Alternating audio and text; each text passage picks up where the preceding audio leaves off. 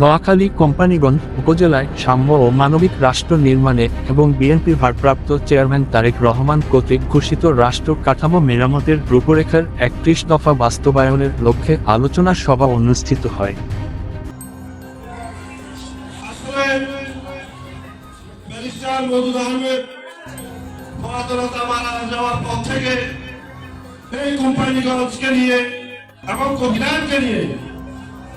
অনেক শকুনের নজর পড়ে গেছে। এই শকুনের কারণে আজকে আমরা যারা জাতীয়তাবাদী দলের আদর্শ সৈনিক আমাদের ভিতরে অনেক বিভাজন সৃষ্টি হয়েছে। অনেকে টাকা প্রলোভন দেখিয়ে আমাদের অনেক নেতা নীতি আদর্শকে বিক্রি করে ফেলেছে টাকার কাছে।